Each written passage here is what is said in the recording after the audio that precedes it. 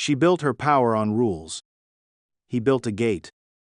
When the HOA called 911, they thought he was just another old man with a grudge. They had no idea he was Sheriff Franklin Monroe. Now the whole neighborhood will learn. Some doors stay closed for a reason. They crossed the wrong line and met the man who draws them. Welcome to my channel. If you love insane HOA revenge stories, hit that subscribe button because this one is wild. They used to walk right through like it was theirs. I'd watch from the porch, coffee in hand, as neighbors cut across my yard like it was a public trail. No, hello, no mind if I pass, just assumption and boots on my grass. So I built a gate. Heavy steel, bolted deep into the concrete, a clear message, this ends here. Didn't take long for her to show up. Barbara Whitmore, HOA President, Petty Power. She marched up in her black blazer, heels stabbing my walkway like accusations. This is a violation, she snapped. That path has been used for decades. You can't just block it. I didn't flinch. It's my land, Barbara. I'm not asking. She pulled out her phone, voice rising for the whole block to hear. I'm calling 911. You're obstructing community access. I just stood there, arms folded. When she finished shouting, I said the only thing that mattered. I don't allow trespassing anymore. Not here, not ever again. The red and blue lights painted my front porch like a warning. 2 officers stepped out, one older, slow-moving but sharp-eyed.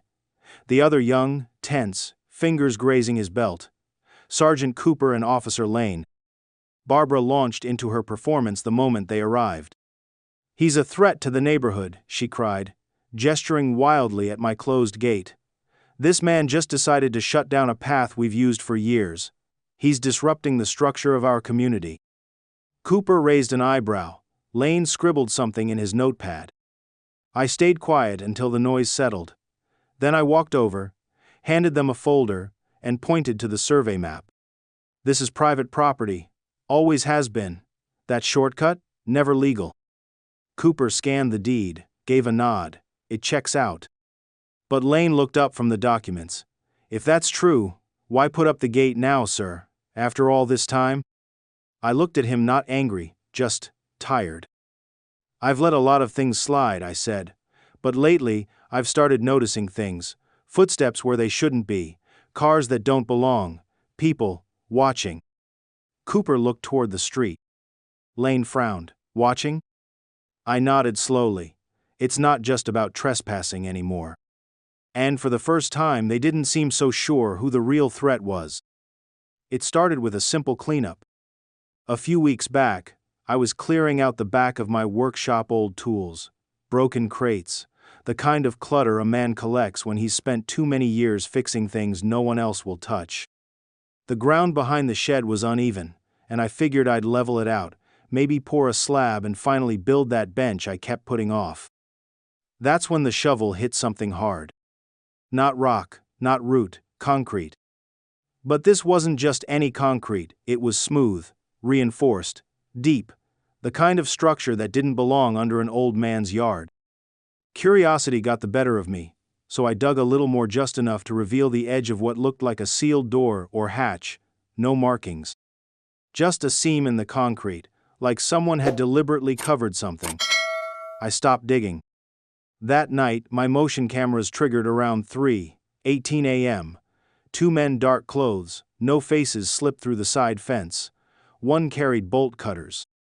The other went straight to the patch of earth I'd disturbed. They didn't talk, didn't linger, just touched the ground, like they were confirming something, and left. Next night, the same thing.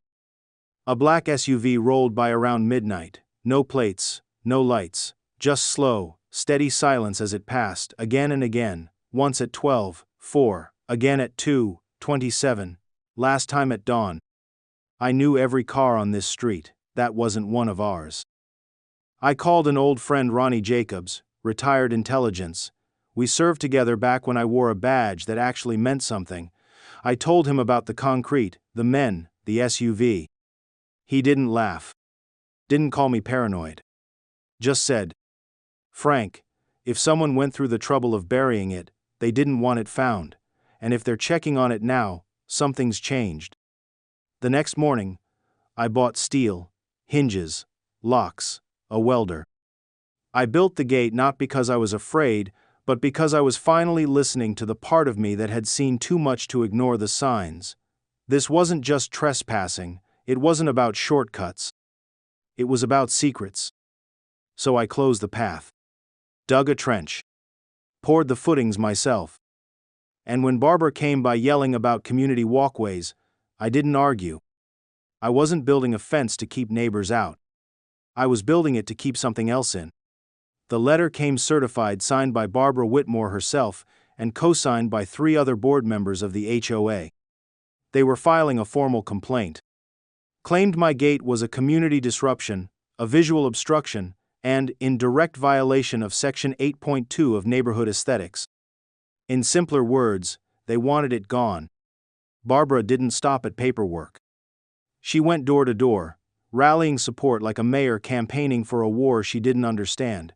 He's hiding something, she told the Jensens. He's planning something, she whispered to the wuss. Every conversation ended with the same conclusion. That gate needs to come down. I didn't answer the letters. Didn't show up at the HOA meeting. Didn't raise my voice. Instead, I rechecked my cameras. The black SUV was back. Twice in 1 week. Once parked near the lamppost at 1:47 a.m., engine running. A figure stood beside it, arms crossed, facing my yard, motionless for almost 10 minutes. Then gone. Barbara was fighting a gate. I was watching a ghost repeat its route, like it was waiting for something to slip. 3 days later, Officer Lane returned. No sirens, no clipboard, just in plain clothes, cautious. He stood at my porch like he wasn't sure if this was still a civil visit. Mind if I ask something off the record? He said. I opened the screen door, nodded once. You built that gate because of something under the ground, didn't you? He asked, voice low. It's not just about neighbors, something's down there. I didn't confirm. I didn't deny. Instead, I walked him down the side of the house, past the line of sycamores to the back quarter of my lot, the area I hadn't mowed in weeks. The air felt heavier there, like sound didn't travel the same. At the center stood a square patch of disturbed soil, now covered in tarp and stones.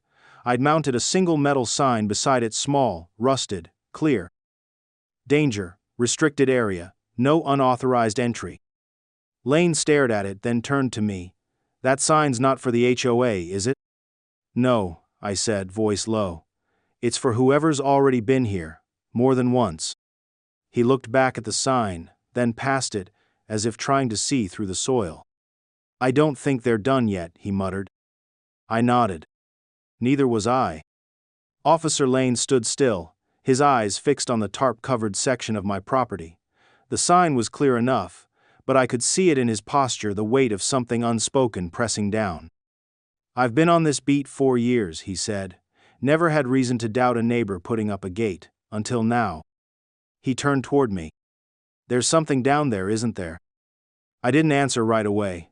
I reached into my back pocket, slow and steady, like I'd done it 1,000 times.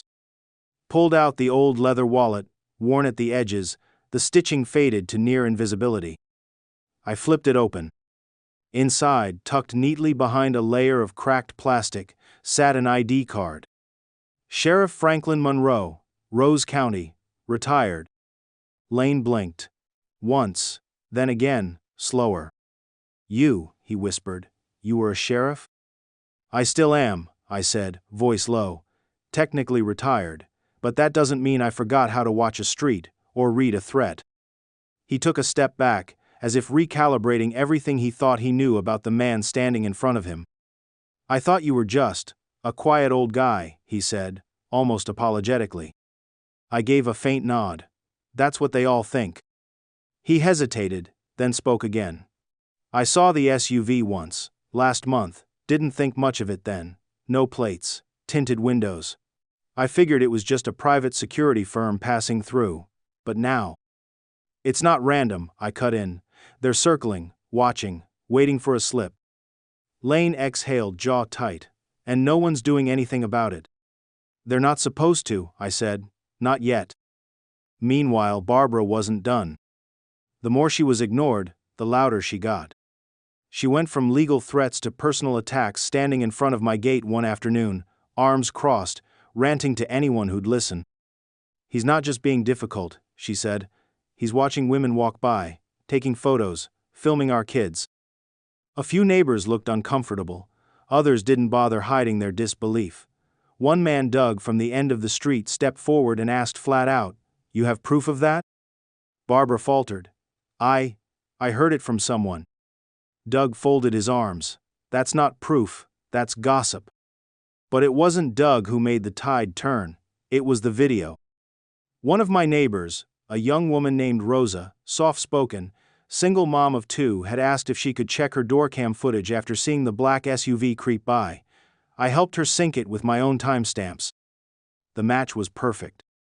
Multiple sightings. Same car, same route. Always slowing down when it passed my property, sometimes stopping. And not once had it ever turned into a driveway, never visited anyone. Rosa uploaded the footage to our neighborhood forum under the title, "Not a neighbor, not welcome." The thread exploded. Comments poured in. Who are they? Why would they stalk an old man's house? Why hasn't HOA done anything? What if Barbara knew and didn't say? And then came the quiet shift. People started waving at me when I walked to get the mail. The teenagers on skateboards nodded instead of sneering. A box of donuts showed up on my porch one morning, no note, just respect. Barbara noticed. She stood across the street 2 days later, arms folded, lips pressed into a line so thin it almost disappeared. She didn't yell, she didn't walk over. She just watched. For once, I was the one being watched without fear. Lane came by again that afternoon, leaned on the hood of his cruiser, and said softly, "They're not afraid of the HOA, Mr. Monroe, but I think they're starting to be afraid of you." I looked at him, then back at the house with the reinforced concrete hidden beneath the soil. "Good," I said. "Let them be." The knock wasn't angry this time. It was light, uncertain, almost timid. I waited a moment before opening the door, half expecting another HOA volunteer with a clipboard or a delivery meant for the house next door. But it was her. Barbara Whitmore. Standing in my doorway, without her signature pearls, without her polished arrogance, her blazer was wrinkled, buttons mismatched, hair pulled back like she hadn't slept. And her eyes, those cold, calculating eyes, were now darting over her shoulder like someone being followed. I need to speak with you," she said, voice hushed. I said nothing, just stepped aside and let her in. She walked into my home like a stranger's, low, quiet, every step less certain than the last. She didn't sit in the center of the couch like usual. Instead, she took the corner of the chair nearest the window and stayed perched there, spine stiff, hands ringing in her lap. "I think," she started, then faltered. "I think they're watching me too." My eyes narrowed slightly. Not because I was surprised, but because I wasn't. Barbara took a shaky breath and glanced around the room like she expected someone else to be listening. "I know you've seen the SUV," she continued. "I have too, same one. No plates, same dark tint. It's been outside my house 3 nights this week, just parked. No one gets out, no lights, just sitting." I nodded. "You're not special, Barbara. They've been watching me for weeks." She looked at me with disbelief. "And you didn't say anything?" "I did," I said calmly. "You just didn't listen." Barbara's mouth tightened. She looked down at her hands, ashamed, then said something I didn't expect. "My brother," she whispered, "worked for a defense contractor back in the 80s. He did logistics, project oversight. Most of it was boring," he said, "until the end. That's when he started talking about buried facilities, decommissioned storage sites, hidden military bunkers." My gaze sharpened. "He told me just once about a site that went off-grid, sealed intentionally, no markings, no files, said it was built to be forgotten." She looked at me, her voice barely audible now. "He called it the vault." "And you think that's what I found?" I asked. Barbara swallowed. I think that's what they're afraid you found." I let the silence stretch. The old wood clock on the wall ticked louder than usual. Barbara leaned forward, her eyes pleading. "Franklin, I didn't know.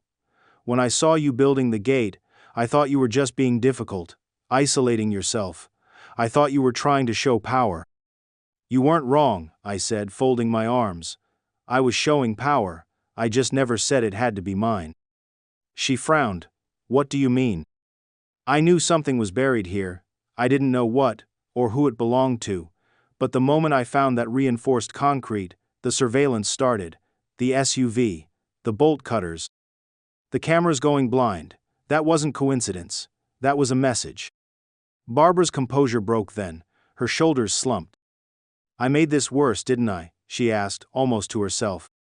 I didn't answer. "Didn't need to." She looked back up. "There's still time to fix it, right? I can pull the complaint, call off the HOA, we can keep this quiet." That made me pause. "Quiet," I echoed. "Barbara, your face is already on 4 viral videos. One of them's titled, 'When HOA Tyrants Meet Their Match.' The footage of the SUV circling your house got uploaded last night. People know, the story's out." She blinked. "Two didn't know it was that far." "It is," I said flatly. "And it's not just gossip now. People are asking questions. Why would a woman from the HOA file harassment claims while being followed herself? Why is a former sheriff being surveilled in his own neighborhood?" Her voice cracked. "I never meant for this to happen." "You meant to control it," I corrected. "You just chose the wrong thing to control." Barbara stood up then, arms folded tightly across her chest like armor, but it didn't make her stronger, just smaller. "What do I do now?" she asked, barely holding her voice steady. I walked over to the window and pulled the curtain slightly aside. Across the street, parked neatly at the corner under a broken street lamp, sat the SUV. It wasn't moving. It never did, but it was there, watching. "You stop pretending," I said. "Pretending what?"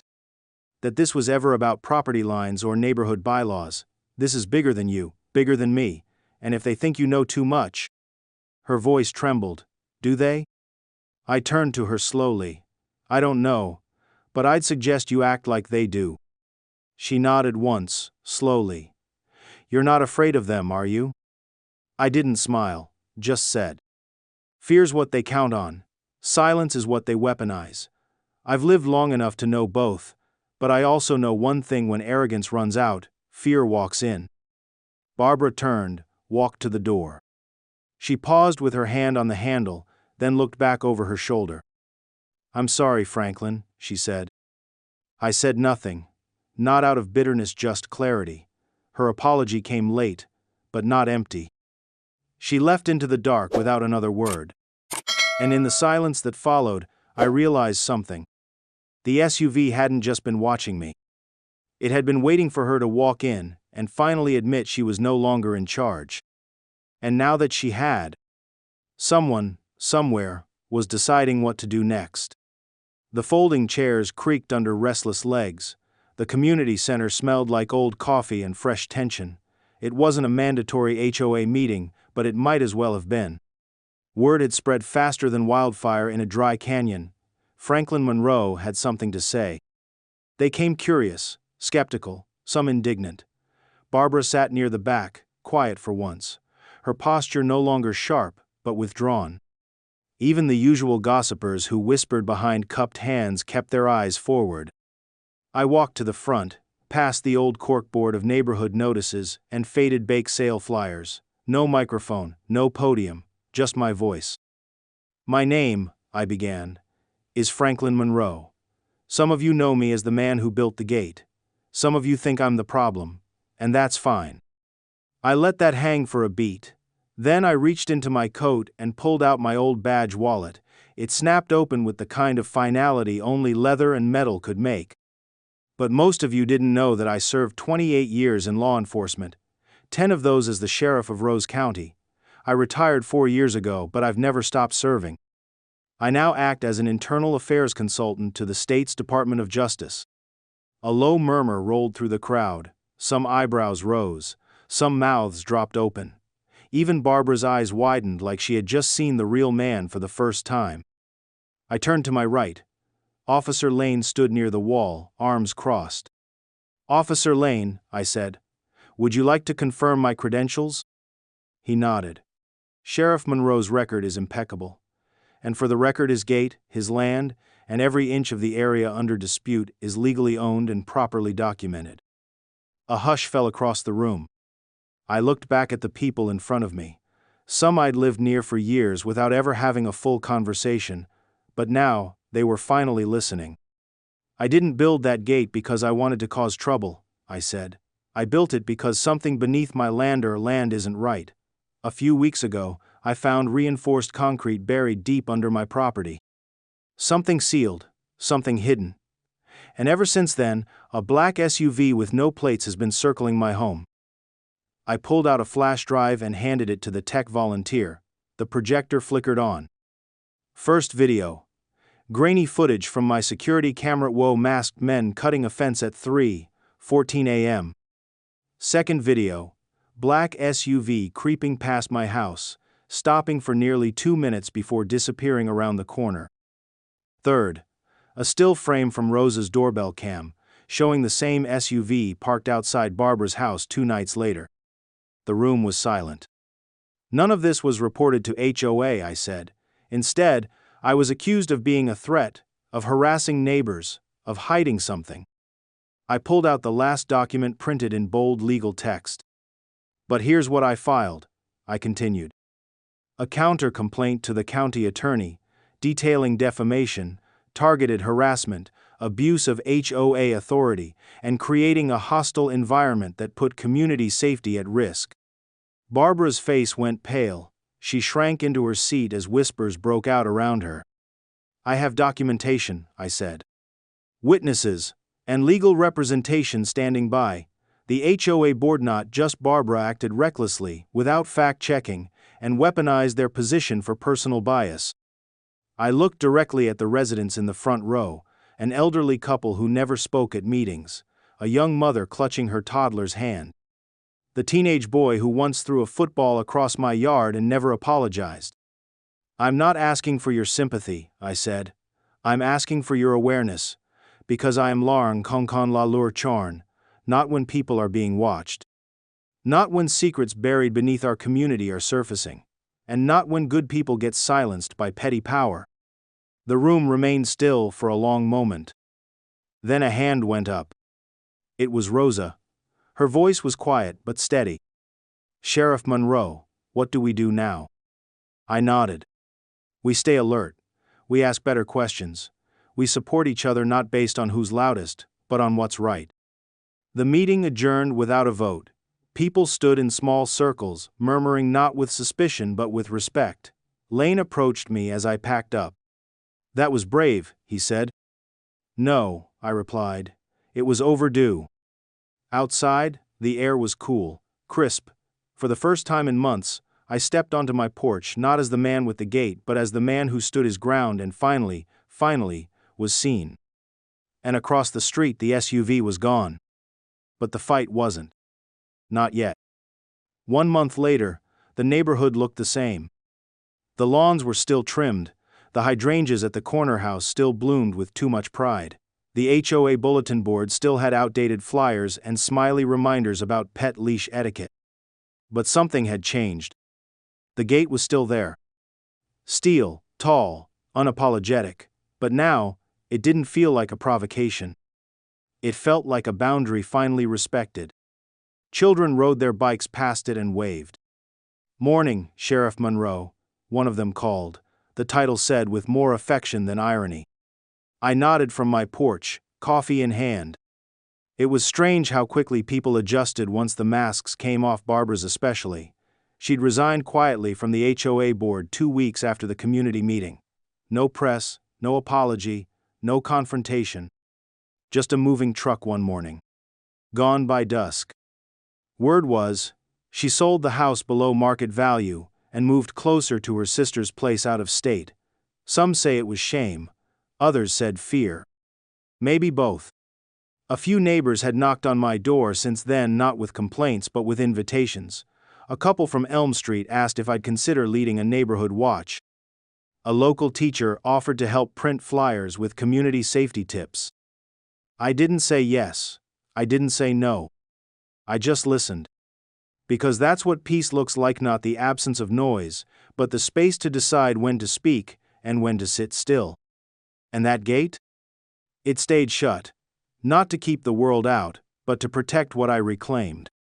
Every nail, every weld, every stubborn foot of concrete was a reminder. A reminder that my peace had value, even if others refused to see it. I sat back on my porch chair, the same one I'd built the year my wife passed. The breeze was soft, the sun was kind, and the driveway, the one they used to trample like it was theirs, was empty, untouched. Mine again. I looked at the gate. Some folks thought it was a wall, a statement, a rebellion. But to me, it was simpler than that. They thought the gate was a wall. But for me, it was a reminder. Sometimes, to protect your peace, you have to close the path people abuse the most.